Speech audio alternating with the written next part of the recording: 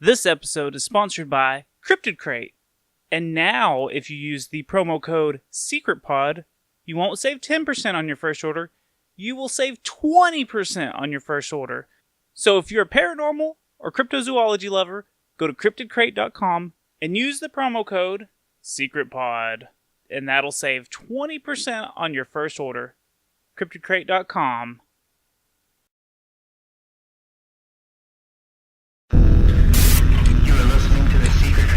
Podcast discussing conspiracies, paranormal, and the strange.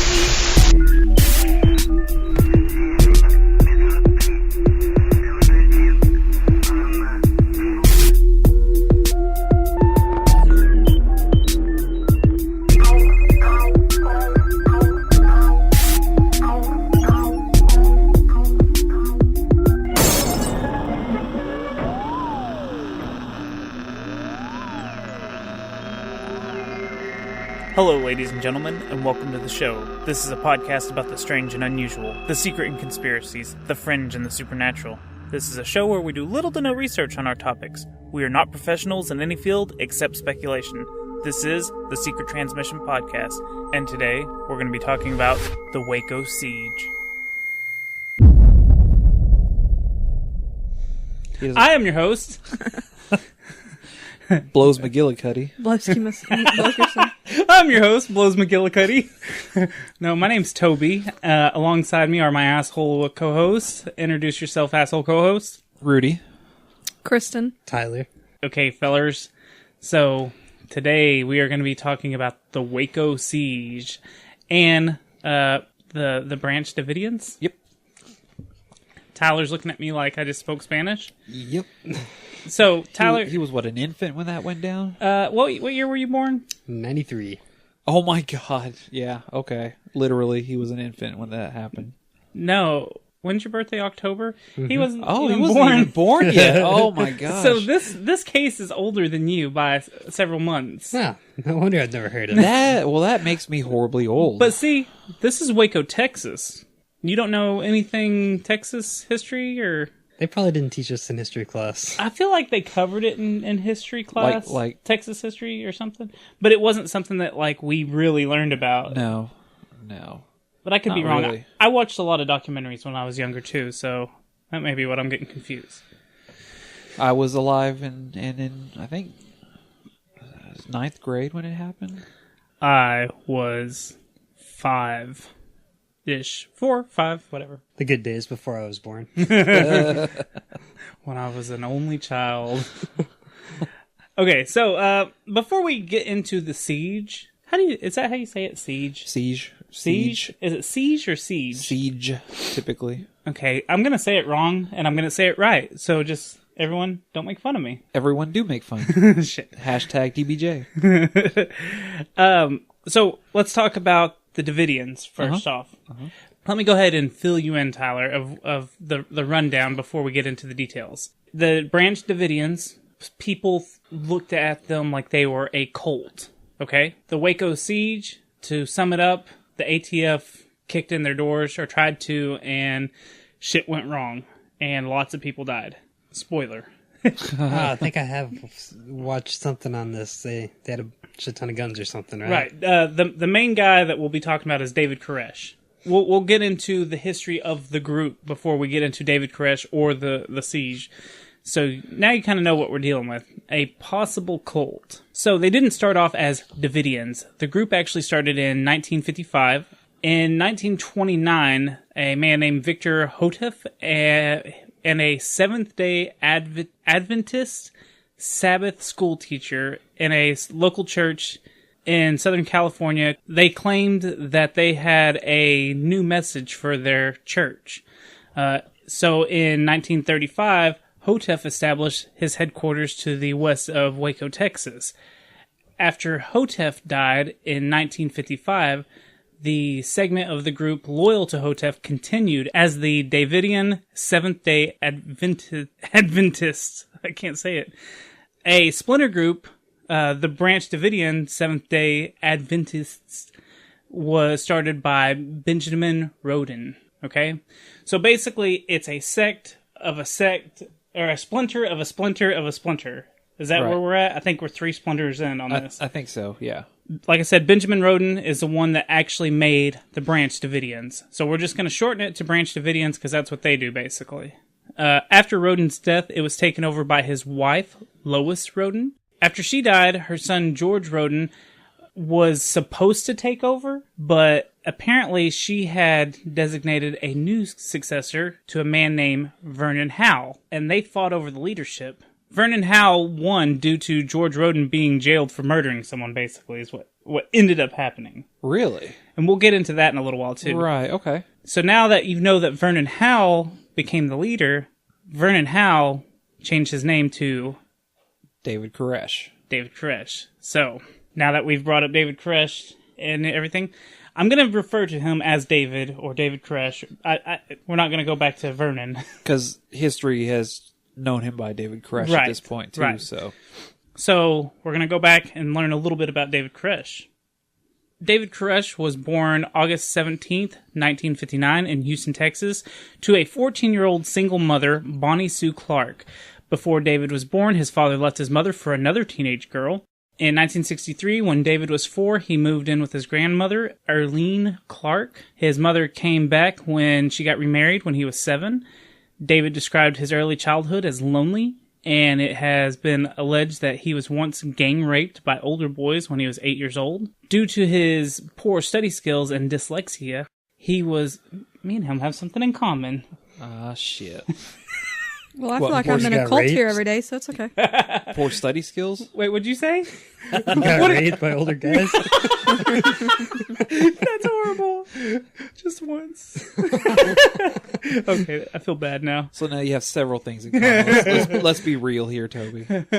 Fuck you guys. So he was put into a special education class. Another thing in common? They gave him the nickname Vernie, since his name was Vernon. Which I don't know why that was important, but I wrote it down. David dropped out of Garland High School in his junior year. Oh, big Garland. Pretty close, huh? Yeah. When he was 22, he got a 15-year-old girl pregnant. Okay, all these people that he gets pregnant or supposedly pregnant, I couldn't find anything else on them. They just fall off the map. Right. So that girl, we won't hear from again that I know of. But like, I didn't really dig too deep. I just kept going. Right. He started saying that he was a born-again Christian in the Southern Baptist Church and soon joined his mother's church of Seventh-day Adventist Church. So this is where he's kind of getting the introduction to the Davidian stuff. Right. He fell in love with the pastor's daughter. He tried to tell the pastor that God wanted him and his daughter to be together. The pastor threw him out when he wouldn't leave the daughter alone. In 1982, David moved to Waco, Texas. This is when he fully joined the Branch Davidians. In 1983, he started claiming he had the gift of prophecy. It's believed he had a sexual relationship with Lois Roden, who was the leader of the Branch Davidians at the time. She was 65 years old. I was just going to ask, how old was she? Because he was, in his 20s or 30s? Right. Yeah. And remember, her husband was the leader before her. Right. And he passed away. And she took over. He claimed God had chosen him to father a child with her, who would be... The child that they would have would be the chosen one. Okay. So he was going to have a child with this 65-year-old woman. God must have really not liked him. Lois Roden allowed Koresh to begin teaching his own message called The Serpent's Root, which caused controversy in the group. David announced that God had instructed him to marry Rachel Jones, who then added Koresh to her name. Oh, I didn't realize that. Okay. I don't know who Rachel Jones... Oh, I guess that's his wife. Yeah. Okay. David announced that God had instructed him to marry Rachel Jones, who then she added Koresh to her name, so Rachel Jones Koresh. Uh-huh. Isn't that how it is when you marry? Not necessarily. Could it be Koresh Jones? Or just drop the Jones. Long story short, what happened with the leadership? George Roden, that I was talking about earlier, his mother was the leader, right? The one that David was having an affair with. George Roden forced Koresh and his group off the Mount Carmel Center property at gunpoint, where the Branch Davidians were, they call it Mount Carmel Center. Okay? This is probably before the compound was made, too. No, the compound had been up for a while. Had it? Yeah. Okay, see, I wasn't real clear on that either. They just kind of expanded on it as the years went on. Okay. Yeah. So, this is what I understood. David and his group ended up leaving Mount Carmel and started a church called Living Waters Branch of Righteousness in Gadsden, Alabama. Okay. And in 1985, David and 25 followers set up camp in Palestine, Texas, which is like 90 miles west of Waco. Mm-hmm. They lived in buses, tents, and just, roughed it for the next 2 years. Right. That same year, David traveled to Israel, where he claimed he had a vision that he was the modern-day Cyrus. He wanted to set up a Davidic kingdom in Jerusalem, and he kind of changed his views about that. He wanted to set it up by about 1991. He wanted to set it up here in the United States. Right. So he came back. I guess he went back to Mount Carmel at this point. This is when George and David really had it out about who was going to run the church. Right. George challenged David, saying whoever could resurrect the dead was the true leader. While George prayed over the body of Anna Hughes, who had died 2 decades earlier, David reported George to the McLean County Sheriff's Office for illegally exhuming a corpse. The police told David that he needed evidence to back up his accusation. So they weren't going to do anything Right. until he had evidence, which this is important. For this small area, or this small part of the story. David and a small group of about 7 men went back up to get a picture of the body for evidence. Right? Apparently David or anyone in the group, they did not have a camera with them. But they did have 5 caliber semi-automatic rifles, 2 22 caliber rifles, 2 12-gauge shotguns, and nearly 400 rounds of ammunition, and a map of the area with positions that they wanted to occupy. So no camera, but they were supposedly going up there to get evidence. George apparently found out about this, and he fired at them with an Uzi submachine gun. They ended up having a huge firefight. George got away. I guess he got shot in the hand and in the chest, but he lived. He survived, and I guess the sheriff showed up. I couldn't really find the report that said that, the sheriffs came out there, but sheriffs came out there, I guess, and took their asses to jail. Right. David and his followers were charged with attempted murder. At the trial, David told that he was getting evidence of criminal disturbance of a corpse by George. Just like, Koresh's followers were acquitted, and in Koresh's case, it was deemed a mistrial. They all got off, basically. Right.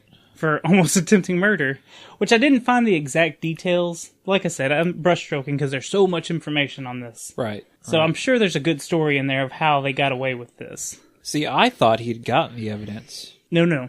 And it was federal agents, or it was the police that George got into a firefight with. So it was Koresh's people he got into a firefight with? Oh, wow. Okay. That's why they got charged with attempted murder. Okay. I got you. So 2 years later, in 1989, Roden killed his roommate, Wayman Dale Adar, who was 56. He got him with an axe to the head in the ballroom. A clue joke? No one? Really? I got you. Thank you. I just didn't acknowledge it. Fuck you. So, this happened in Odessa, Texas, and... You should have said the study. I know, I couldn't... I've never actually played Clue, I just know that there's... Something wrong with you. I know. We have it downstairs, y'all want to play around? Hell yeah. Alright. I'll crush you. Next time on Secret Transmission, who wins Clue? Kristen. Oh, you say that, and then I'll never just played either. spank you to death. Really? Yeah. We'll lose together. Okay. So, anyways, he axed his roommate directly in the head. What he asked him. I like your style. You're getting up on the dad puns early in life. What he asked him. Apparently, George had claimed that the man had... He felt that the man had been sent by Koresh to kill him. That's why he did it. But another report that I found says that Adar, the roommate, Wayman, started saying that he believed that he himself was the true Messiah. Oh, okay. So there's two different accounts. Right. I'm pretty sure I saw a Simpsons episode that was just like this. Probably based on this. They called it the Messiah syndrome. They all went to Israel or whatever. Ooh, I don't remember And like that. Homer and a bunch of other people all had the Messiah syndrome, and they're saying that they're the true Messiah. Oh, I don't remember that. Best Darn Diddley podcast needs to message us and tell us what episode that is. I'm calling you out, Miles. Find it for us. I don't He even probably know. doesn't even have to find it. He probably goes, oh, yeah, that's episode 148. Yeah, no. So he was put on trial for murder. He was found not guilty by reason of insanity and confined to a state mental hospital in Big Spring, Texas. And I think one report said that he's still there, Really? which that'd be 25 years? Wait, 1993? Wait, I don't even remember when this all happened. 89. 93. The Oh, 89. 80. Oh, okay. So yeah. he's been there for a while, Yeah. if it's still now. Over 30. So, Almost 40. Jeez. yeah. Apparently, since George went to the nutty house, he owed thousands of dollars in taxes on the Mount Carmel Center property, and the government was about to seize it. Right. So somehow David raised the money to get the property back. At this point, this is what I think. Now, this research was probably the hardest I've done, because you can watch 3 different documentaries and they'll all 3 say different things about what happened. Right. You can read 3 different articles and you'll get 3 different stories. So I So, tried to piece this together with articles I read, documentaries I watched, and even Wikipedia, just to try to keep things in order, which that didn't help because nothing... Okay. Anyways, Let's try to go through it the best we can, right? I think this is when George filed rape charges on David for raping his mother. He tried to throw out charges, or he tried to claim that David raped his mother. Right. Because he was pissed off. Because he's in jail. He's got Mount Carmel. He's got all the followers. So a guy in a mental institute I already see your point. is trying to claim that a guy raped his 65-year-old mother. A guy who axed someone in the head. Yes. No axe pun. Sorry, I was too distracted. I could hear. So when David did get the property back, some of the residents that were living in some of the buildings, I guess, they moved out. And when they did, David found a meth lab. Oh, shit. So he called the police and asked them to remove it, which was the right thing to do if you find a meth lab in your new property that you just purchased. Right. So, and this is something else I couldn't find. On August 5th, 1985, David released the New Light audio tape. I'm not real sure what that is, but I heard it on 2 or 3 different sources. Okay. So I don't know if this was like a sermon or him preaching or something, but I looked so hard because I wanted to play it, I couldn't find it. If I had to venture a guess, it was probably his mission statement for his group. Yeah, basically the source said that he had been told by God to establish a house of David for his people. So that's what I took out of it, is that it was, like you said, a mission statement. All the males were supposed to stay celibate, but David could have sex with all their wives. Supposedly. Even though he was married. Probably, didn't he have kids already? See, I couldn't really tell when his kids were born and stuff. I know he had, when all this went down, he had a few of them, 2 or 3 kids at least, with his actual wife. Yeah, see, I think so. He had a couple with his actual wife. Apparently, he also said God told him to build an army for God and prepare for the end of days. His name was legally changed from Vernon Howe to David Koresh on August 28th, 1990. Koresh is the Persian name of Cyrus the Great. Cyrus is a messiah for freeing the Jews during Babylonian captivity, and David is from King David. Let's take a small break, and when we come back, we'll get into the Mount Carmel stuff. Okay. So we'll be right back. Sounds good. Be right back. You sure? Be right back. Positive? Hopefully. Do you know what you're doing? Nope. Okay. Be right back.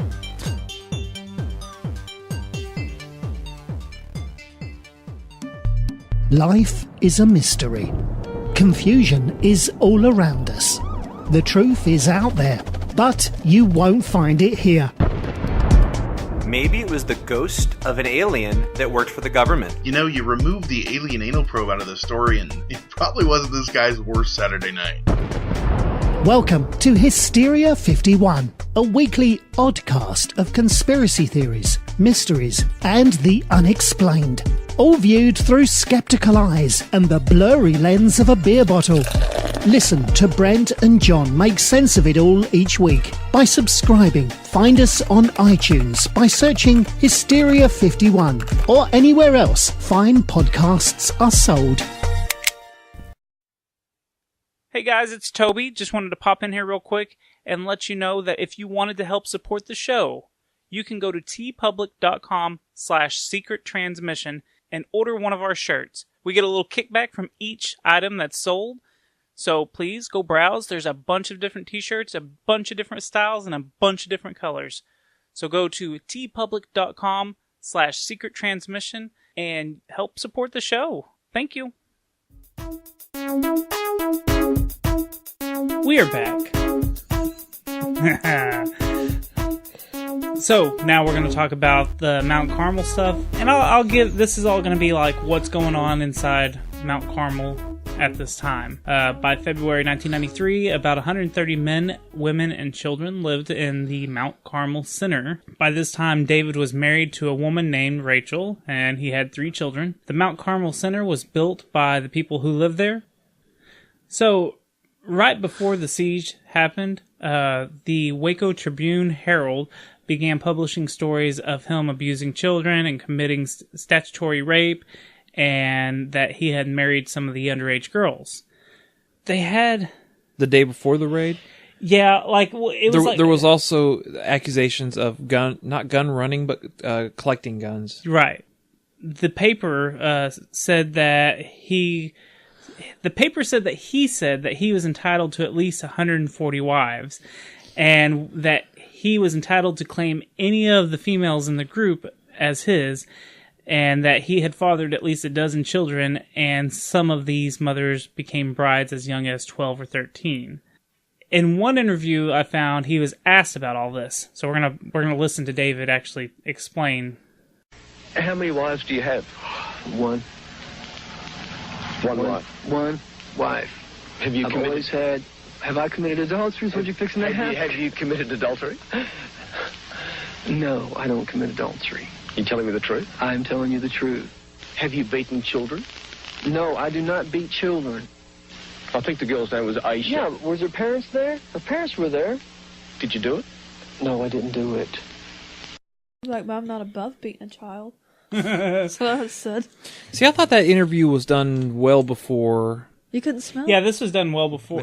Because some guy came out and made all these accusations about him previously. Right. And he was kind of bitter because I think he got kicked out or something, or he left. Okay, see, and that's another report. And I think I get to him later on in some of my notes. Right. But, like, that's part of there's 2 or 3 stories always with all this. And it's hard to tell which path you want to follow when you're listening to these documentaries or doing, So, which I think that's kind of funny because, like, in some of, like, the higher, like, Catholic churches, same stuff goes on, and it just, people overlook it. Well, the thing is with this like particular... beating those nuns, beat the shit out of them kids. This particular case, though, well before the whole siege incident, this guy came out and did an interview about the Branch Davidians and saying that David Koresh was this, and this, and that's when that clip was aired because they were asking him, You're probably right. Because this was way before the siege happened. And then the newspaper articles you're talking about was the day before the siege. Right. For some reason, all these papers in the area started printing this, like, over-the-top, sensational stuff. Sinister... Salacious sermon? I thought it was sinister sermon or something like that. We could look it up. Well, they were calling the newspaper article salacious because okay. Basically they were trying to say that all this was going on, and they were quoting almost word for word this guy's interview previously without actually interviewing David Koresh about it. Well, so this is what's interesting about, like, once we do get to the raid and stuff. Uh-huh. All these claims were in the warrant for the ATF. Right. Which the ATF shouldn't... It's a weird... It's our justice system. It's not perfect, but The ATF isn't supposed to be seeking out... What allowed the ATF in, though, was the weapons charges. Right. But they added all this stuff in there to, I guess, make the case more priority. Right. So, I don't know. It's a weird... But they used that... They had the little bit of evidence for the guns, and then they had a little bit of evidence of... The only evidence they had, as far as I know, and as far as I could find, was that one guy's statement. Right. That one guy who was bitter a year earlier. So, period. I mean, there was nobody had come forward. No one had made claims. Right. Up in that point. I'm not defending the guy either because I don't know. But I'm saying nothing was. It was all speculatory. It was all speculation. Well, like you said, besides the sexual abuse accusations, they were supposedly stockpiling illegal weapons. Was what it was. Automatics. The sheriff had been contacted several times about fully automatic weapon fire up on Mount Carmel. Right. I learned a little something about that, too, in my research about the fully automatic weapons at the time. Really? Basically, what got them was, technically you could own an automatic weapon, but you had to pay a $200 tax for every automatic weapon you owned. That's another... There's weird details like that don't quite make sense to me. So, in Texas, you can't own guns. That's our stereotype. Right. We all have guns. When you're at the hospital and you're born, they give you a 6-shooter. That's all there is to it. No. That joke fell flat. Very flat. God. Stop perpetrating a stereotype. I'm trying to be a stand-up and no one wants to listen to my bullshit. Well, if it was funny, that would be one thing. So, you could...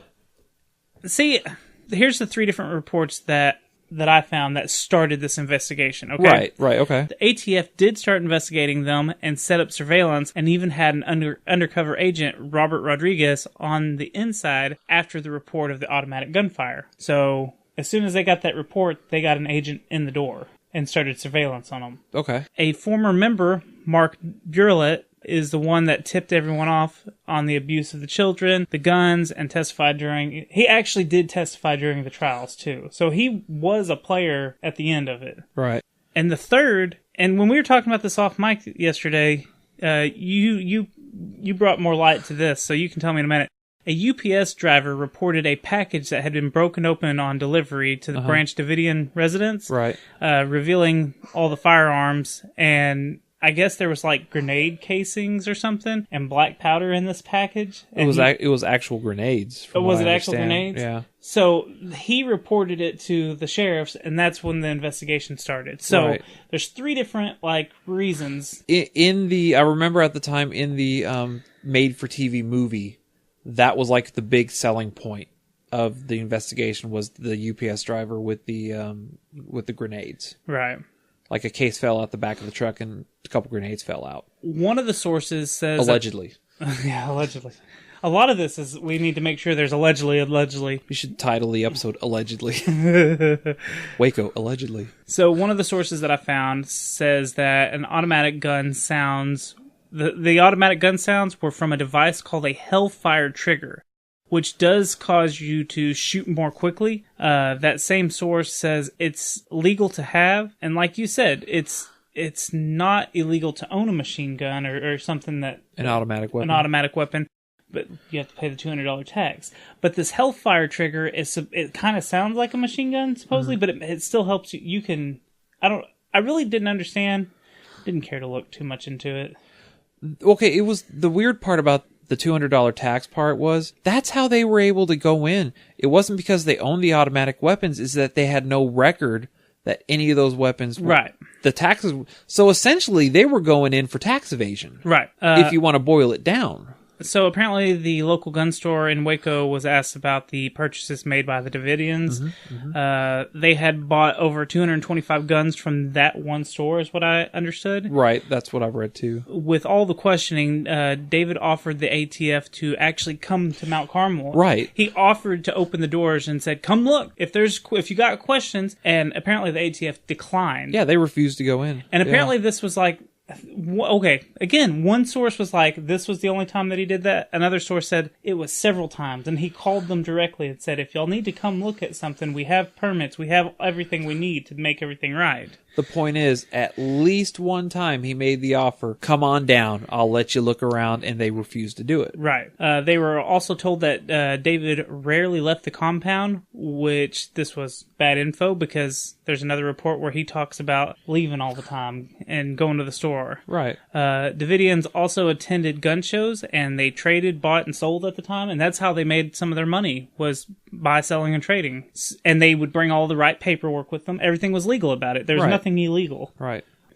The ATF obtained search and arrest warrants for David and other specific followers on weapon charges due to the many firearms they had accumulated.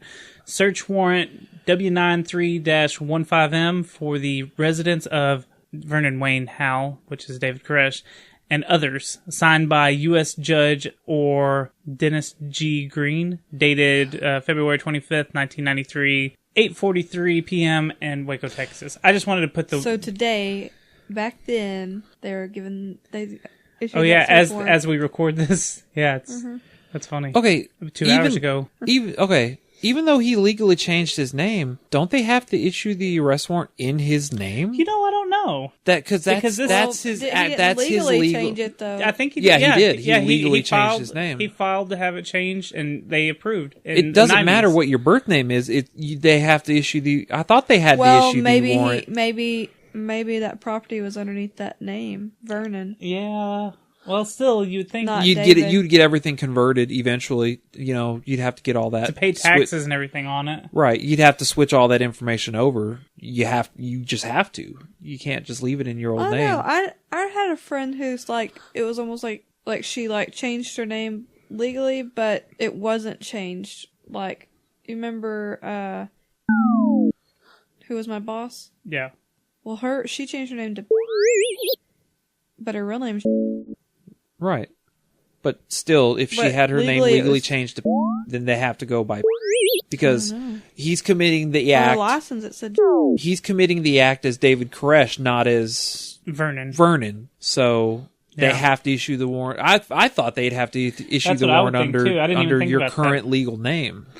That's weird that they would do that. So the ATF even had a claim that David was running a meth lab to try and make drug connection, on top of the guns, but it was unreliable. It was just a hot spot detected by an infrared surveillance.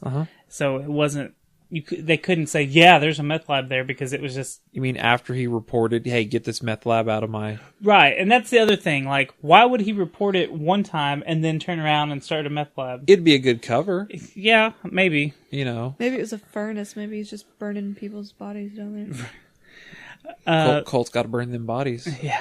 Skull bowls. Sacrifice. Right. They gotta make bowls. Cereal bowls for all the kids. Oh my gosh. I love a good skull bowl. I have to find one. So the ATF had planned their raid for Monday, March 1st, 1993 with the code name Showtime. Really? That's all they came up with? Yeah, it's just Showtime. They have some really flashy names for some diabolical shit that they do, Right. Operation Northern Exposure. Oh, yeah. And for, now Rudy Ridge. Showtime. It's like, okay, why Showtime? What they about to showcase to the world, how That fucking is powerful true. they are? That is true. That was my nickname in the Navy. Yep. Showtime Schofield. I thought it was no one could Sugar say my Tits. last name, so it was just Showtime. Was it really? Yeah. Interesting. I didn't know that. Yeah, that's what my chief called me. Now, Dang it. That's now I feel like you were in porn and Yeah. Navy porn. true. Showtime. Okay, You sorry. gotta make extra What happens money when the boat somehow. stays on the boat? I'm gonna have to get on the hub later and see if I can find some. Yeah, see if I can find some of your old work. So, like I said, they had the date, but for some reason they changed it. It was really getting confusing, so I glossed over it, and they settled on February 28th, 1993. The surprise of the visit was lost when a tipped-off reporter asked for directions from a U.S. Postal Service mail carrier. This mail carrier happened to be David's brother-in-law. Oh shit! So, of course, David's brother-in-law called David and was like, hey, motherfuckers are about to knock on your door. When David got word, he told the undercover agent, Robert Rodriguez, that he knew the entire time. He was like, yeah, I knew. Because, so they were staked out across the street, and they were posing as a frat house. But Really? But apparently it was kind of dumb because they were all like 30 some odd year old men. Right. And they had really nice cars, and they weren't ever gone during the day, like to go to school and stuff. So, like, I guess they didn't play the part very well. No. Okay. And David knew that the guy was an informant, but just was like, okay. So you know, I really like Robert Rodriguez's movies. I'm glad he got away from this and was able to actually produce some stuff. Holy That's crap, nice. his name is Robert Rodriguez. That's funny. Now people are going to think that's true. From Dusk Till Dawn. Yeah. Oh, man. Cabin Fever. Yeah, he's got some good stuff. Yeah, I'm so happy he got out of the ATF. He's done What good. do you think he was doing when he was in that frat house? Exactly. He was writing movies. Right. He had all the time in the world. So, he wasn't going to school. Narking on cult leaders. Robert ended up leaving the compound. When Robert was asked about the Davidians and what they were doing when he left, he said that they were praying. Survivors have written that Koresh ordered selected male followers to begin arming and taking up defense positions, while the women and children were told to take cover in their rooms. The ATF had lost the surprise factor and did something strange. This is really strange. Mm-hmm. They're supposed to just be going to arrest David Koresh, right? Or checking out the property. I think it was an arrest warrant for him, and then they were going to search the property. Well, there was other people on the arrest warrant. Right. For some reason, the agents started writing their blood type. They were ordered to write their blood type on their neck or arm when they were leaving the staging area. That way, if they were injured, they would have quick blood transfusions on the spot. Supposedly. Supposedly. That's a weird thing, right? Yeah. Like they were expecting bloodshed. Right. So this is where things go wrong. Both sides blame each other. The ATF says that the Davidians fired first, and the Davidians say that the ATF fired first. Some believe it was an accidental discharge by one of the ATF agents, or it was a ATF dog team sent to kill all the dogs. So they were shooting the dogs, and then the Davidians started shooting at them because they heard gunfire. You know, it was one of those things where everyone started shooting because of confusion. And I believe there is an actual 911 call from Koresh saying, they're shooting at us, please make them stop. Yeah, so 3 Army National Guard helicopters were dispatched. They all claimed that shots were fired at them, but they did not return fire and that they were there just for distraction. During some of the first shots fired, David was shot in the wrist. Within a minute of the rage starting, Wayne Martin called the emergency service pleading for them to stop shooting. The resident asked for a ceasefire, and the audio tapes recorded him saying, "Here they come again, and that's them shooting. That's not us." He even explained that there are women and children in the building.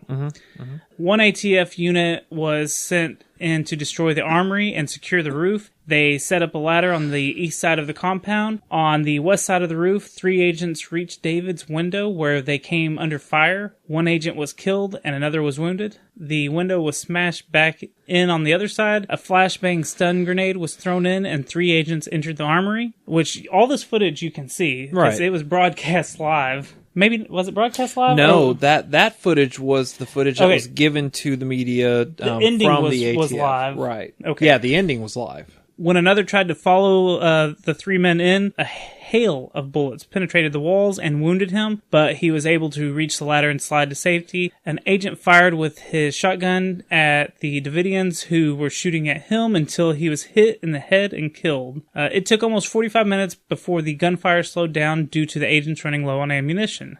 The shooting continued, though, for 2 hours. A ceasefire was finally negotiated. One documentary says that the ATF only withdrew when they ran out of ammunition. 4 ATF agents were killed while 16 others were wounded. At one point, David was able to talk to the news and give phone interviews. The FBI cut David's communication to the outside world. Apparently, in the first few days, David had agreed to peacefully surrender, but he changed his mind and said that God had told him to remain in the building and wait. Also, 6 Davidians died after that first exchange too. Oh, was it? Yeah. It wasn't just federal agents that died that day either. Right. So they did manage to talk him into letting 19 children out, but that still left about 98 people in the building. Didn't some adults go with? I think so. I think there were how many? You said 19 children. Yeah.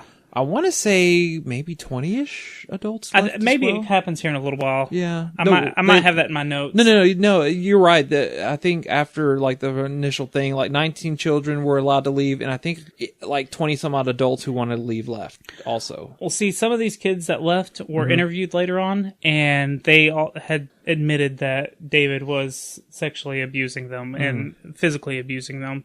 So the tear gas that was thrown into the buildings were supposed to force all the Davidians out, but obviously it didn't work because they stayed in there. What kind of tear gas was it, though? It's very specific. I think I have it in my notes here in a little while. Okay. So the FBI sent, I guess they sent a video camera to David so he could send messages to them or record stuff.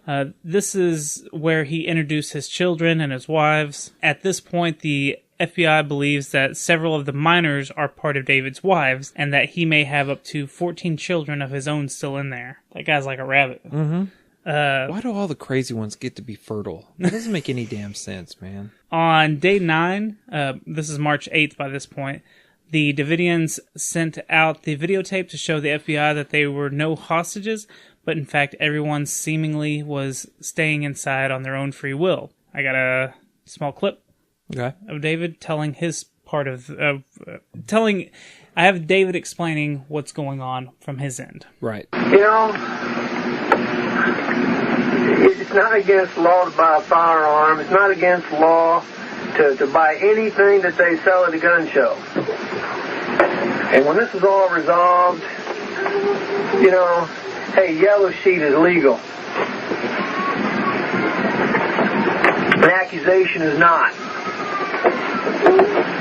And bringing these tanks and stuff around here, I tell you what, being an American first, I'm the kind of guy that I'll stand in front of a tank. You can run over me, but I'll be biting one of the tracks. No one's going to hurt me or my family. That's American policy here.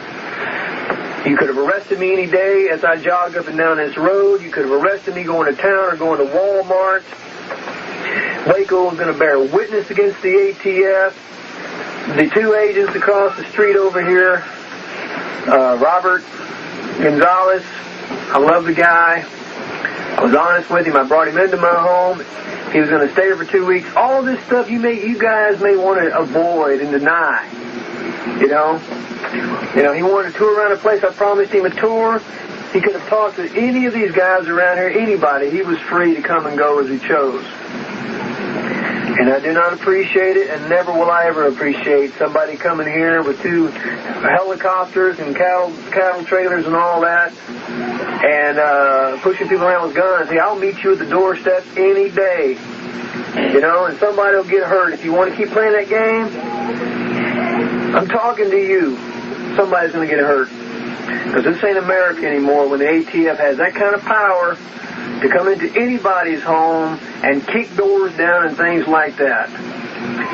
Now, I do understand, someone reminded me of this, I do understand that one of the officers says his gun went off on accident. And that, you know, that was just like a signal and all that, you know. But look, beside the point, ATF, you boys are wrong.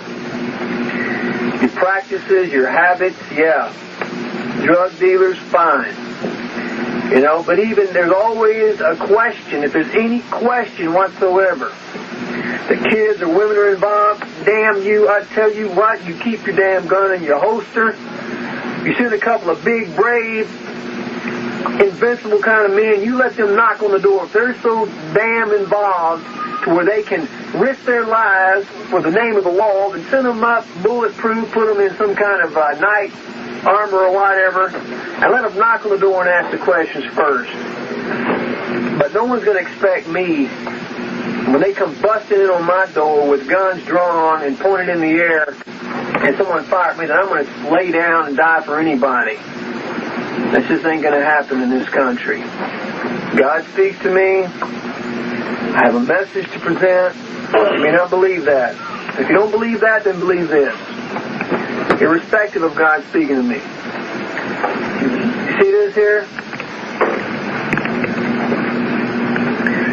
See, this is my family. It may not be like your family. You know, it may not be like your family. This one here, you know, he's my family too, right, Joseph? Yeah. Tell him, you know, look in that camera and tell him what you think about it. Who's treated you good? David. You know? Do you mind that, son? Huh? Do you love Joseph? Your best buddies? Yeah. You too, Damon? So, you know, you guys, you do it your way, I do it my way. You got to argue with me, you catch me on the side of the road somewhere, you come and argue with me. You come point guns in the direction of my wives and my kids, damn it, I'll meet you at the door any time. And I'm sorry some of you guys got shot. But, hey, God will have to sort that out, won't he? So we're going to send this tape out now. And I'm leaking in the back here. I got to get this taken care of. And I'm hoping to get stronger. And maybe we can send more tapes as issues develop. I do thank you guys. Sheriff Harwell, God bless you. And, you know, thanks for getting us the milk. And what can I say? So a lot of things happen in this clip. Mm-hmm. First off, the milk thing, while I'm thinking about that, there was something about they asked for milk for the kids. So right. That's what he's talking about with the milk. He makes some good points. Basically, they were afraid to release this to the public because it did make him sound good. Right. And they didn't want people to sympathize with him. One thing I did notice, did you catch when he said, if you point guns at my wives and my kids? He did say that. That's probably why they assumed that there was multiple wives. He himself just said wives, multiple wives. Unless I heard wrong, but I could have sworn I heard that. But, you know, and he makes good points of you know, like, why didn't y'all just ask? Right. What's with this whole thing? What gives you the power to just come in and do whatever the hell you want? Right. And he makes a good point about, like, this isn't America if one group has that much power to just kick in the doors. Right. Which is true. Mm-hmm. So he makes some good points. So they didn't want sympathizers. Say it for me. Sympathizers? Sympathizers. Thank you. All right.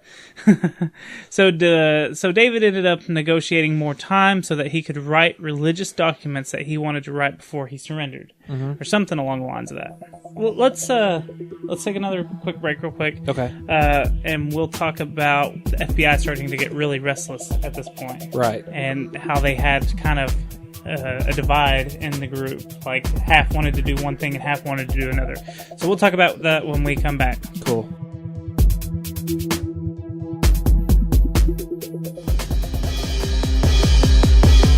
Do you like video games? Do you like comics? Do you like movies? I'm Ellie. I'm Zinger, and we're the host of Zing This Podcast. We discuss nerdy topics every week on our podcast. What are some of the best ways to find our podcast, Ellie? You can search us on SoundCloud, iTunes, Google Play, and Stitcher. And don't forget, that's ZENG. We hope to see you guys there. Every week, we have new nerdy topics. Yay! Hey there, fellow podcast fans. Do you love comic books, and especially Swamp Thing? Get out of the bayou. So do we. Come check out the Parlapod Show, the world's only podcast dedicated to the muck-encrusted mockery of a man himself, Swamp Thing. This is some serious arcane audio. We also have a sister show, Splurch, where we dive into the world of comics and all the crazy aspects of life. Give us a listen at parlapod.com, iTunes, SoundCloud, our YouTube channel, visit our site, parlapod.com, and consider supporting our Patreon for some really cool rewards and exclusive content. Check us out on podcastradionetwork.net every Tuesday at 9 p.m. Eastern. Join the conversation on Twitter by following @Parlapod. We'll see you in the swamps.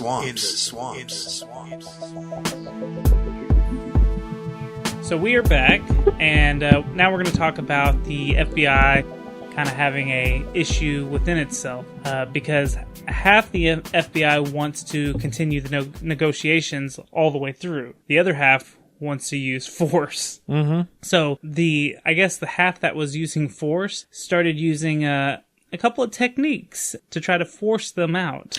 On a little side note, which you didn't mention earlier, when the feds get involved when an agent dies. Oh yeah. That's right. Just like at Ruby Ridge. Because all of a sudden you're like, oh, and the feds are like doing this. And I'm like, wait a minute, hold on. Yeah, it's just like Ruby Ridge. Right. When the marshal got killed, they had to turn it over to the FBI. Exactly. That's why the FBI is now in control of this. So good point. Good call. So I didn't want people to go, when did the FBI show up? They showed up after people died, basically. So one of the techniques I was talking about to try to force them out was the sleep deprivation. And what they were trying to do was, first off, they were shining big stadium lights on the house at all times. Huge spotlights, yep. So they couldn't sleep because it was so bright. They were also blasting super loud music. They were playing broadcast music, like I said, sounds of jet planes. Animals being slaughtered. Yeah, slaughtered rabbits. Tibetan monks chanting. They even played Nancy Sinatra's song, These Boots Are Made for Walking. Right. Which is one of my favorite songs. I freaking love that version. Which is ironic because isn't there a part in there about... We'll get to that later. Oh. You're good, though. You're real good. Everyone's like, what? Yeah, you'll see, guys. I didn't want to jump it. Toby stopped me from jumping the shark. I saved you because I just didn't think you were going to make it over the shark this time. Oh, okay. New listeners are like, what the fuck are they talking about? Just throwback. You guys, yeah. So anyways, this is about the time they started using big equipment to knock down fences and other structures, and even running over and crushing the cars that belonged to the Davidians. So supposedly... Oh my gosh, yeah. They were like, if one specific person in the house or in the compound pissed them off, they would go out and find their car and squash and destroy it. Yeah. Just to... Or they would punish the kids by running over their little go-karts that they had lined up in the front of the building. Right. Which is kind of fucked up. It is. So I guess... You missed another point, too, though. They rolled in tanks after the initial siege. So tanks are coming in, all the big equipment. I think 4 tanks and 2 tanks and 4 APVs is what they had. Yes. Oh, and I didn't even touch, when they started bringing in all the agents, they brought them in on horse, the cattle trailers. Right. So that's what David was talking about in that little clip was, bringing in people in these trailers and da-da-da. Right. So, yeah, I skipped a bunch of stuff. My bad. No, you're fine. You're fine. I'm trying to fill in holes whenever I find them. I appreciate it. So, apparently 2 of the 3, water reserve tanks that they had been shot and damaged in the initial raid, so they were running out of water, basically. The FBI cut all the power and the other utilities, so gas, water, everything. Typical of a hostage situation, or what they considered a hostage situation, since there were kids involved. So basically, the survivors were living off rainwater and stockpiled military MRE rations, which I don't know if you've ever had one. They're not good. No. Have you ever had one, Tyler? Nope. Okay. Good. They're terrible. David ordered 11 more people to surrender at one point. So this might be the people you were talking about. Again, so much stuff is happening. Right. Let me add right now, this standoff lasted for 50 days. Right. So, and what did I say a minute ago? We were day 9 or 10. So I may have missed a bunch of stuff because there's so much detail. I'm going to have to gloss over a lot of this. Right. But the meaty bits, if anyone ever wants to look into it, is the first day, the initial siege. And the last. And the last 2 days. Yeah. Ish. All the stuff in between is basically them being tortured. Right. Just to get them out. So they still couldn't get David to come out after, the 11 people. He told them that he was the second coming of Christ and he had been commanded by his Father in heaven to remain in the compound. Apparently there was talk that they would snipe David and a few other of the key Davidians, but they feared this would cause a mass suicide, just like Jonestown. Right. The U.S. Attorney General Janet Reno reported that this standoff was costing $1 million a week and that they needed to end it soon. Well, yeah, roll in heavy equipment. Yeah. And how many agents were there? Yeah. Hundreds? A bunch. Right. So Bill Clinton was the president at the time. Mm-hmm. He told Reno that she can do whatever she saw best. Right. So he basically was just like, do whatever. So over the next several months, Janet Reno's reason for approving the final gas attack varied from her initial claim that the FBI had told her that Koresh was sexually abusing children and beating babies. The FBI later denied evidence of child abuse during the standoff. The assault took place on April 19th, 1993. So they ended up using explosives to puncture holes in the walls. walls of the building, of the compound, so they could pump in CS gas, which is tear gas, and try to flush them out. They were trying to flush them out without harming them, so they say. They stated... The stated plan called for increasing amounts of gas to be pumped in over 2 days to increase the pressure of getting them the hell out. Officially, no armed assault was to be made, and loudspeakers were used to tell the Davidians that there would be no armed assault and to ask them not to fire on the vehicles. So basically, they were like, don't fire at us, but we're going to pump y'all full of gas, tear gas. What they didn't count on, though, was that they had gas masks. Did they? Yeah. Okay, see, I didn't see that in anything. The Davidians had gas masks. Unfortunately, the children did not. They didn't have anyone small enough. So essentially, they were tear gassing kids. While the adults were like trying to do their best to not have them tear gassed. It's not as bad as it seems.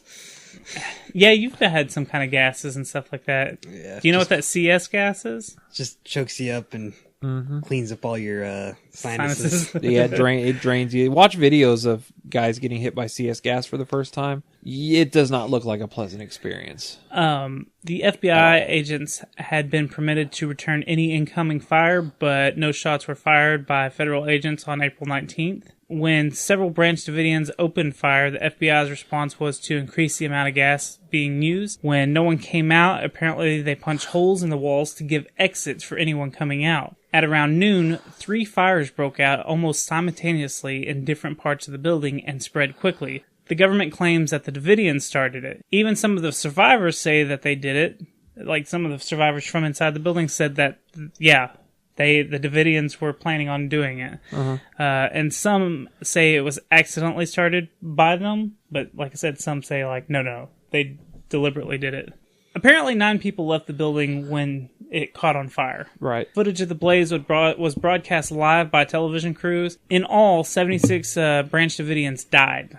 Nothing remains of the building today other than a cement foundation. The entire site was bulldozed 2 weeks after the end of the siege. Only a small chapel built years after the siege stands on the site. In that footage that they released, you can actually see the tanks condensing the buildings around the fire like they're piling it all up. Really? Yeah. It's weird how they handled it. Instead of letting it burn down and do an investigation, as it's burning, they're like gathering everything up and shoving it in the middle. Ooh, see, I didn't know that. Yeah, it's weird. On August 3rd, 1993, a federal jury indicted 12 of the surviving Branch Davidians. Their charges were that they had conspired to and aided and embedded in murder of federal officials and had unlawfully possessed and used various firearms. The government dismissed the charges against the 12 Davidians for a plea bargain.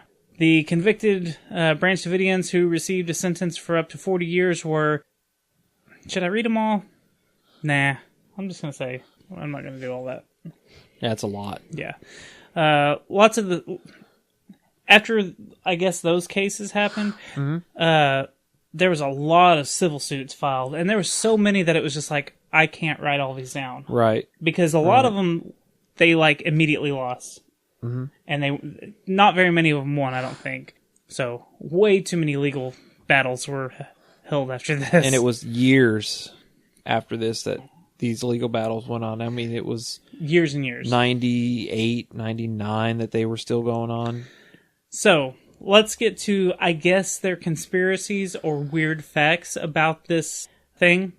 Roland Ballesteros, one of the agents assigned to the ATF door team that assaulted the front door, told Texas Rangers and Waco police that he thought the first shots came from the ATF dog team assigned to neutralize the Davidians' dogs. But later at the trial, he insisted that the Branch Davidians had shot first. So he flip-flopped. Yes. So that's a weird thing. The Branch Davidians claimed that the ATF door team then opened fire at the door and they returned fire in self-defense. So that's what the Davidians say. Right. Helicopters had been obtained from the Alabama and Texas National Guard on the pretext that there was a drug laboratory at Mount Carmel. There was, however, no drug-related charges on the arrest warrant served on the morning of February 28, 1993. The official version of the events has always stated that the helicopters were merely used as a diversion, that the crew only had 9mm sidearms, and that no shots were fired from the helicopter. There's some reports that I got Mandela'd, but I distinctly remember shots being fired from the helicopter at one point. I don't know if shots were fired, but I do know in some of the video footage you can find, they actually show them taking off, and you can see clearly that they're carrying fully automatic weapons. Really? So with the intent of using them. This says 9mm sidearms. No, you can clearly see big-ass rifles and automatic weapons. But see, what I think this is saying, though, is that they were only supposed to get the helicopters for a drug-related incident. Oh, okay. And they lied about it to get the helicopters. Right. I don't know if that's what it's exactly saying. So during the final raid, the CS gas was injected into the building by armored vehicles in an unsafe manner, which could have started a few fires. Mm-hmm. So that's one theory. Damage to the building allowed the gas to spread, would have been the reason the fire was able to get to 3 different spots so quickly. Right. There's an unconfirmed report that the fire actually started in one of the cellars. Really? Mm-hmm. And you can actually see in one of the videos that they released the smoke coming out from there first, whereas they claim it came from a second-story window in one of the main buildings. Huh. Between 1993 and 1999, FBI spokesman denied, even under oath, the use of any sort of pyrotechnic device during the assault. However, pyrotechnic flight right FS gas grenades had been found in the rubble immediately following the fire. And not only that, again, in the official video they released, when the tank's pulling out of one of the buildings, you can see it ejecting flames, like it has a front end like flamethrower on it. It's real quick, and if you can find the right video, they actually slow it down, and you can see flames coming out the front end of this tank. Weird. Yeah. In 1999, a FBI spokesman was forced to admit that they had used the grenades. However, they claimed that these devices, which dispense CS gas through an internal burning process, had been used during an early morning attempt to penetrate a covered, water-filled construction pit 40 yards away, and were not fired into the building itself. So now they've changed the story to, oh, no, we did use those, but not in the building. We didn't. Yeah, they weren't in the building. When the FBI's documents were turned over to Congress for an investigation in 1994, the page listing for the use of the pyrotechnic devices were missing. So they had no records of them, even though they finally did admit to them. Right. So you were talking about the Nancy Sinatra song, These Boots Are Made for Walking. And that's just what they'll do. Mm-hmm. So apparently there's a lyric that is in this song, and it says, I just found me a brand new box of matches. Yeah. And if you play with fire, you know you're going to get burned. What are the odds? They played with fire by playing with the ATF and FBI, and they got burnt up. Actual burning. Mm-hmm. The FBI bugged the house for video and audio, and they knew everyone's moves that they were making. Right. It was wasn't it a British intelligence group that came forward and said, "Hey, here's what they had." See, I don't know. There's so much to this case. Right. Because I think the Brits were spying on the ATF and FBI on what they were doing with the Branch Davidians. Right. So what do you think? They might have overreacted a little bit. The ATF and FBI? Yeah. I think so. What do you think, Kristen? I think that they may have overreacted, but at the same time, they didn't really, have a very good, they weren't very, secretive about it, so they gave him they kind of screwed themselves on, every opportunity of catching him doing anything wrong, because each time that they were going in there, they gave him enough time the damn U.S. Postal Service they gave him enough time to rid of anything that he really needed to, and he always knew that instead of surprise attacking, him like they could have, he pretty much always knew that they were watching him. So yeah, that's he true. Wasn't going to do anything wrong. He knew about Robert Rodriguez and his movies that he was writing. Mm-hmm. But why do a surprise attack in the first place? Yeah, that is okay. Well, if there was, pedophile stuff going on, then yeah, that's a probable cause. But still, it's just an arrest warrant. It's not. Imagine Toby has an arrest warrant on him. He has 20 guns in his closet. They're just going to come to his house and pick him up. Yeah, they shouldn't. If there was a real cause for the arrest warrant, they wouldn't have needed to put in, oh, he's a pedophile, he might have multiple wives, he may have underage women pregnant. They could have they didn't have to add all that in there. Or they could have called him and been like, hey, we'll take you up on your offer of coming in and looking around. Right. The only question I have, and it's Texas, and guns are a thing here, but why so many guns? I'm not saying that David's in the right or in the wrong. You can own as many guns as you want, but it's still a very weird thing to do. Well, you never knew what he felt about the end of the world, though, either. He was trying to build an army. Yeah, according to him, he was trying to build an army. Well, he was. Right. And one of the theories that people feel like the reason that they fought back was because he felt like, okay, this is the end. This is the apocalypse that we've been waiting for. Right. Which that sounds familiar, doesn't it? It does sound very familiar. Like we just talked about in our last week. Yeah. Yeah. Mm-hmm. Tyler, we did an episode on Ruby Ridge where something very similar like this happened. Only this one's on a much more grand scale than Ruby Ridge was. Ruby Ridge was teeny tiny compared to this one. This is 90 times bigger because 93 or 4 more people died or something like that. I think the actual. See, I've heard different things. Some reports say like 70-something people. I've heard 83 people. Right. I've heard 90-something people in total. I mean, I don't know. I really don't know what the exact number is on how many people died. It was up there though. And a third of them were kids. Yeah, a lot of these were kids that were killed in this particular incident. Right. Ruby Ridge, 1 kid was killed, and not that any kids killed is worse than a bunch of kids. Like, any time a kid is killed, that's terrible. But for a group of people who claim they want to save the kids, they sure did kill a lot of kids on that day. Now, I'm not sure how I feel about this particular case yet, because I feel like David did give them all opportunities, but I feel like the ATF wanted to catch him. That's why they did things secretly. Like, if you say, hey, Rudy, I'm going to come check your house, you're going to go home, clean up, and make sure I don't see your butt plugs.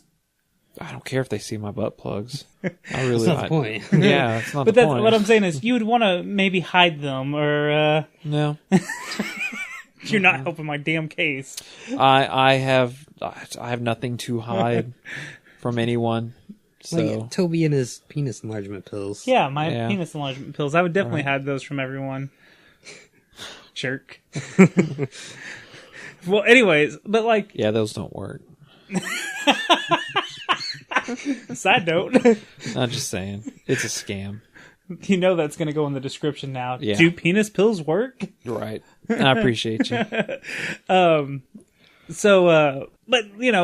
that's the only thing I can think of is like why the ATF would try to go through with a secret plan that kept getting spoiled by whether it was the news article, whether it was the mailman, right? Whether it was the fucking Robert Rodriguez, whoever ruined it. It was meant so that there couldn't be a cleanup phase, right? So they could catch. So I don't know. It's a really weird... Here's an interesting little side note. I don't know if it's true. I did hear it in one of the documentaries, but the 3 agents who went in through the window...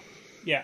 That got killed. Right. Supposedly, all 3 of them, at one point during Clinton's run for president, were all 3 his bodyguard. Right. I heard that too. If it's true, what are the odds? I mean... You know what I mean? 3 of his... former bodyguards. The 3 men that entered through that window were former bodyguards, and all 3 men were killed. Right. Now, if you watch it, there's a YouTube video, and I'll put the links in the sources below in the description, so you can see where I pulled all this information from, or most of my information. But it's going to be a video called Waco Big Lie. Yeah, the Big Lie, yep. And it shows some really fishy stuff. Like, when they're climbing up the ladder, you can see one of the ATF agents reaching on his side, and it looks like he's trying to grab his gun, or I don't know what he's trying to grab. Maybe he's trying to grab his belt and pull his pants up. It appears that he squeezes the trigger and shoots himself in the leg, and you can see his whole body bend away from, like... He actually slips off the ladder. He reacts like he shot himself in the leg. Mm-hmm. And then... there's just some really weird stuff, like when those three men go into the window, it shows there's a fourth man standing on the outside.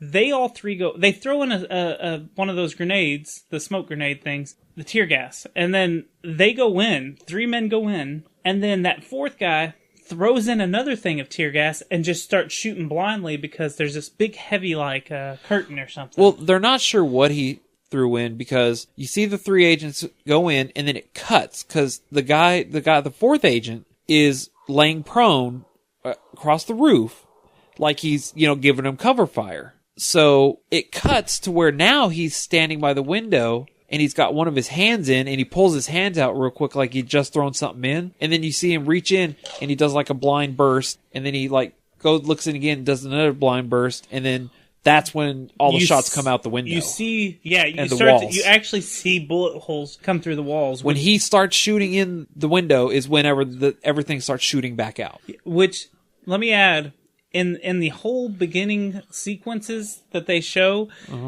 you don't ever see any bullets hitting the ground or hitting the vehicles around the ATF. When they show shots of the ATF all squatted behind vehicles shooting and stuff at the house, but you never see bullets coming back and hitting the cars. Maybe they wanted to bury them that bad that they sacrificed three men. I don't know. Blamed it on them. I'm just saying there's some really fishy things that they caught on camera that just don't add up. Not saying that this was a complete conspiracy. I think they did things wrong, for sure. But there are some fishy things that made me even go, ooh, that's weird. Yeah, there's some weird little things. Just like the Clinton.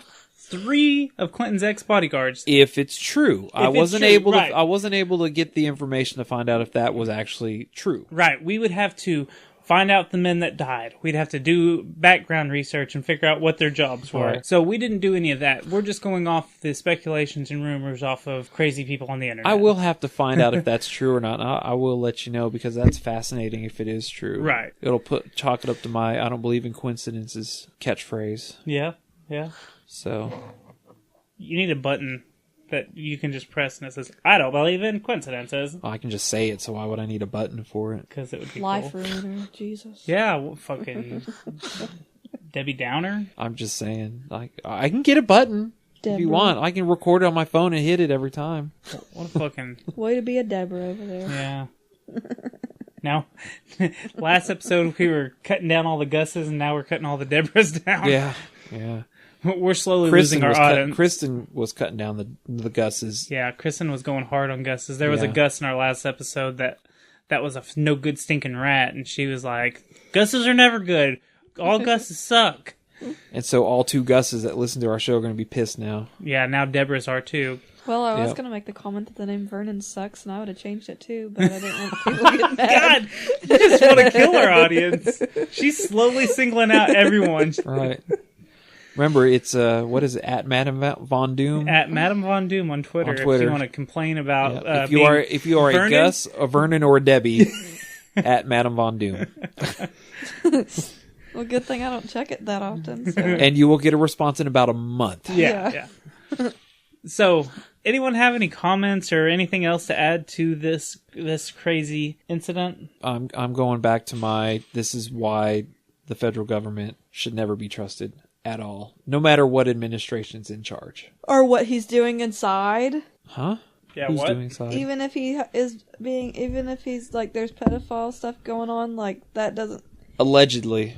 It was all strictly conjecture at the point of the raid. Supposedly some of Was there pictures or anything of anything? No evidence. Everybody's innocent. It got all burnt up anyway. It was one guy's testimony. Not true, let me tell you. One guy's Not true, testimony. let me tell Innocent you. until proven guilty.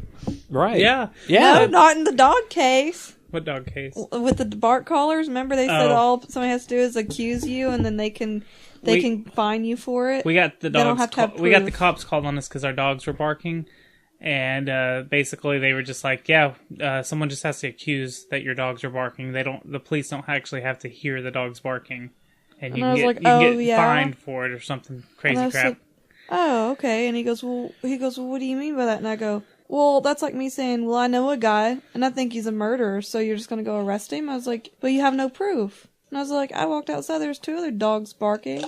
And I was like, So just because someone points a finger at me, then I automatically get the fucking... Like I said... Point a finger at all your neighbors.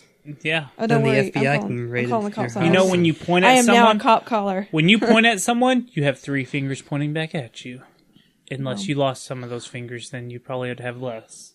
Usually. If you lose a finger, you have less. Usually. My thumb points back at me as well. Mine does too. I got a hitchhiker's thumb.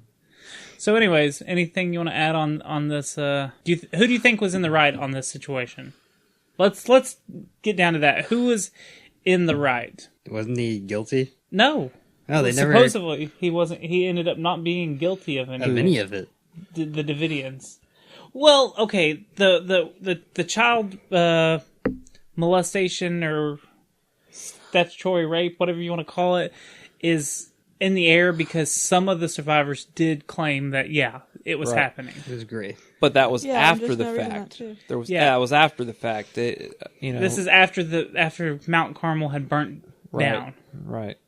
So, but for them to put it in initially is kind of bullshit because they had one guy's testimony. Period. Right. They didn't have any proof or evidence. Right. It was just someone saying, just like us with the dogs. Someone was just like, "Hey, they got kids up there and they're diddling them."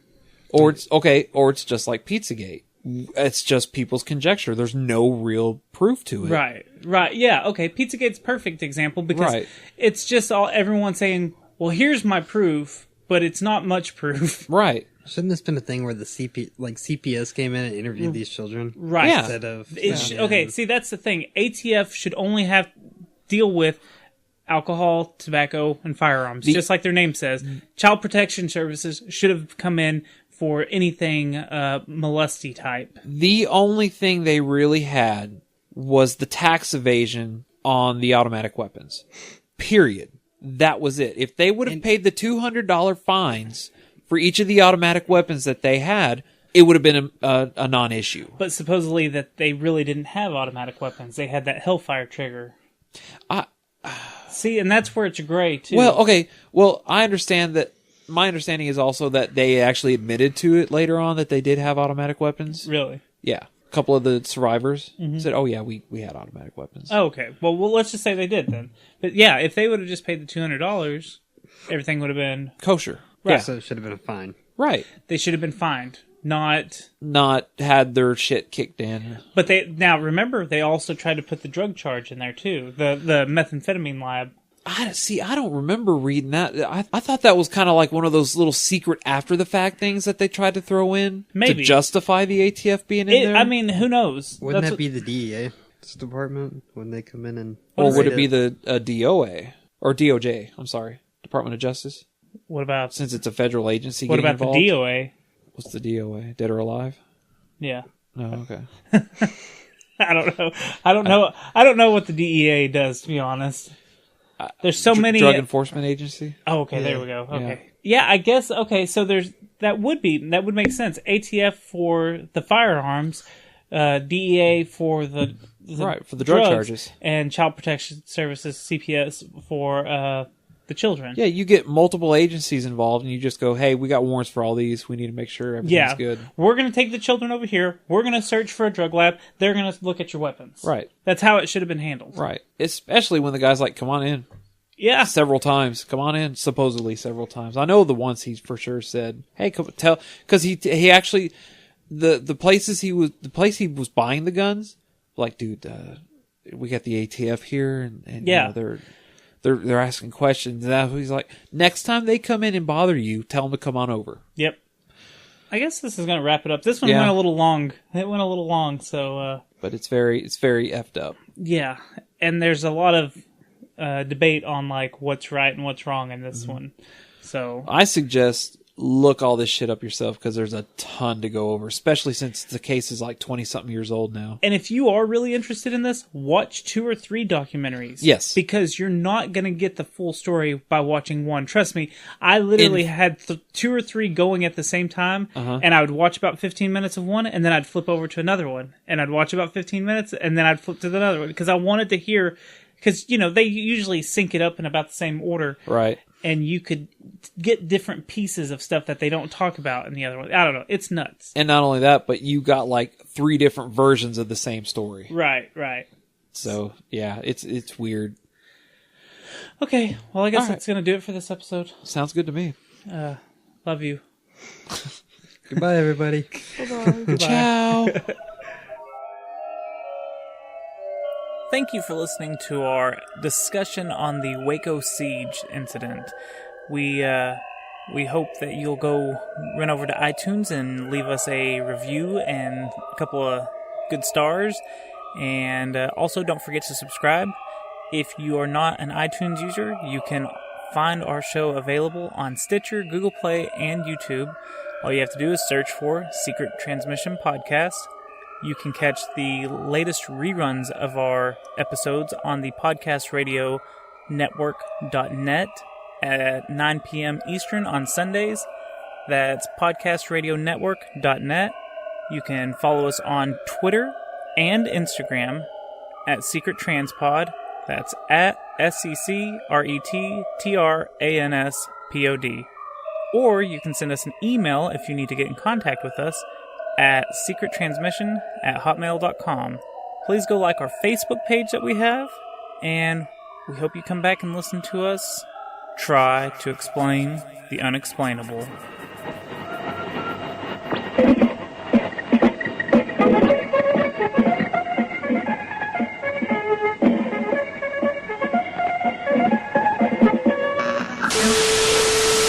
Coca-Cola.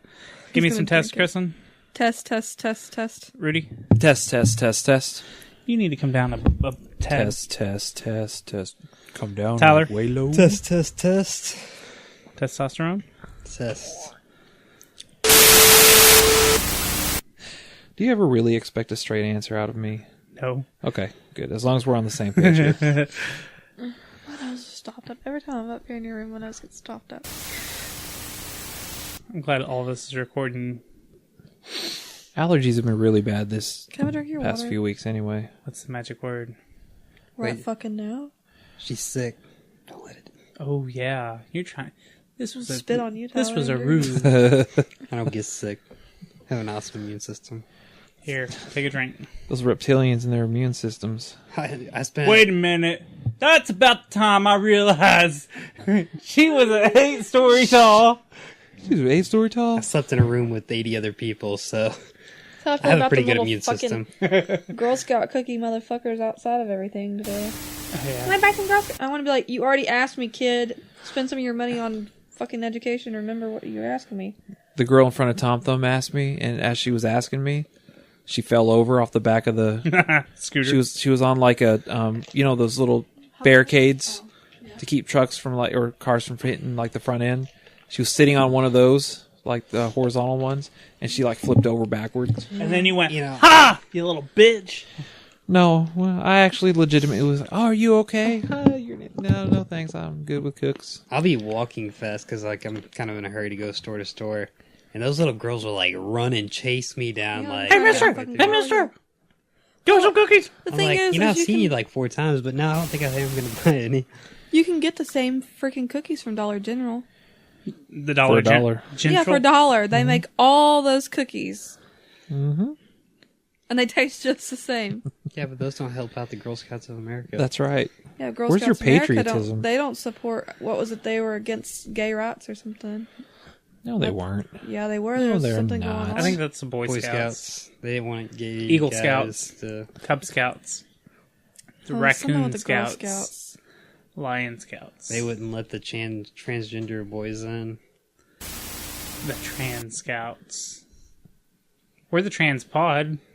Secret Trans Pod is our twiddle. Is our twiddle. Twiddle handle. Oh, I've been recording this entire time. This is all an outtake. It's your outtake, bub. Okay. The ATF obtained a search. Sorry. Let me get a drink.